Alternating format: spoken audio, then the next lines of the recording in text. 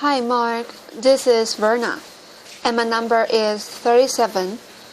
The title is Myriam, Sidibe, The Simple Power of Hand Washing, and I'm a junior student. The Simple Power of Hand Washing, Ted on the Ver, 11 minutes 41 seconds, filmed September 2014. 28 subtitle languages, view interactive transcript. Subtitles and transcript, select language, English. So, imagine that a plane is about to crash with 250 children and babies. And if you knew how to stop that, would you? Now, imagine that 60 planes full of babies under 5 crash every single day. That's the number of kids that never make it to their 5th birthday. 6.6 million children never make it to their 5th birthday. Most of these deaths are preventable, and that doesn't just make me sad. It made me angry, and it makes me determined. Diarrhea and pneumonia are among the top 2 killers of children under 5. And what we can do to prevent this disease isn't some smart, new technological innovations. It's one of the world's oldest inventions, a bar of soap. Washing hands with soap, a habit we all take for granted, can reduce diarrhea by half, can reduce respiratory infection by 1/3. Hand washing with soap can have an impact on reducing flu, trachoma, SARS, and most recently in the case of cholera and Ebola outbreak. One of the key interventions is hand washing with soap. Hand washing with soap keeps kids in school. It stops babies from dying. Hand washing with soap is one of the most cost-effective ways of saving children's lives. It can save 60,000 children every year. That's the equivalent of stopping 10 jumbo jets full of babies and children from crashing every single day. I think you'll agree with me that's a pretty useful public health intervention. So now just take a minute. I think you need to get to know the person next to you. Why don't you just shake their hands? Please shake their hands. Alright? Get to know each other. They look really pretty. Alright, so what if I told you that the person whose hands you just shook actually didn't wash their hands when they were coming out of the toilets? Laughter. They don't look so pretty anymore, right? Pretty yucky. You will agree with me. Well, statistics are actually showing that 4 people out of 5 don't wash their hands when they come out of the toilet globally.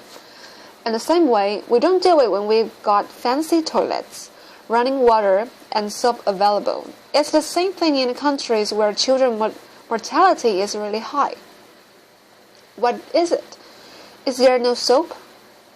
Actually, soap is available. In 90% of households in India, 94% of households in Kenya, you will find soap.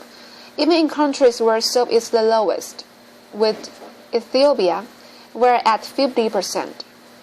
So why is it? Why aren't people washing their hands? Why is that Myriam, this young boy that I met in India, isn't washing his hands?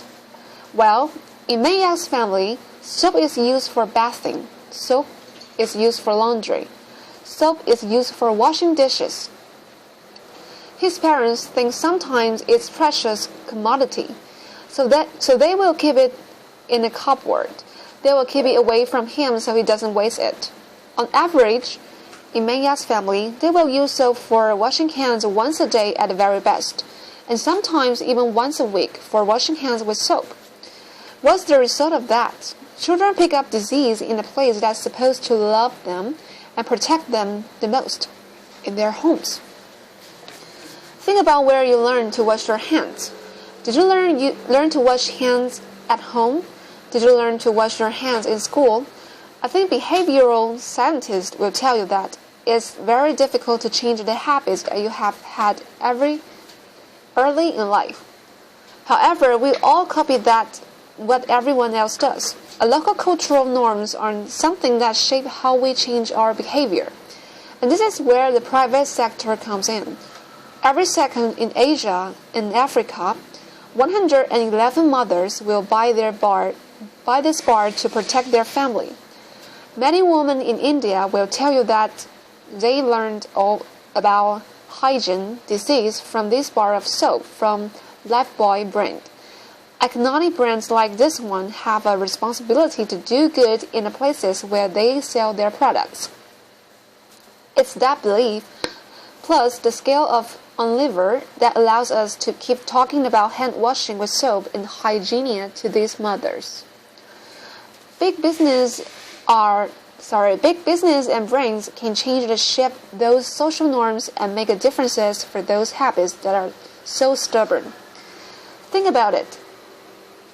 Marketeers spend all their time making us switch from one brain to the other, and actually, they know how to transform science and facts into compelling messages. Just for a minute, imagine when they put all their forces behind a message as powerful as hand washing with soap. The profit motive is transforming health outcomes in this world. But it's been happening for centuries. The Lifebuoy brand was launched in 1894 in Victorian England to actually combat cholera. Last week, I was in Ghana with the Minister of Health because if you don't know, there's a cholera outbreak in Ghana at the moment. 118 years later, the solution is exactly the same. It's about ensuring that they have access to this bar of soap and that they are using it because that's the number one way to actually stop cholera from spreading. I think this drive for profit is extremely powerful, sometimes more powerful than the most committed charity or government. Government is doing what they can, especially in terms of the pandemics and epidemics such as cholera or Ebola at the moment. But with competing priorities, the budget is not always there. And when you think about this, you think about what is required to make hand washing a daily habit. It requires sustained funding to refine this behavior. In short, those that fight for public health are actually dependent upon the soap companies to keep promoting hand washing with soap. We have friends like USAID, the Global Public-Private Partnership for Hand Washing with Soap, London School of Hygiene, and Tropical Medicine Plain Water Aid, that all believe for a win-win-win partnership. Win for the public sector because we help them reach their targets. Win for the private sector because we build new generation of future hand washers. And most importantly, win for the most vulnerable.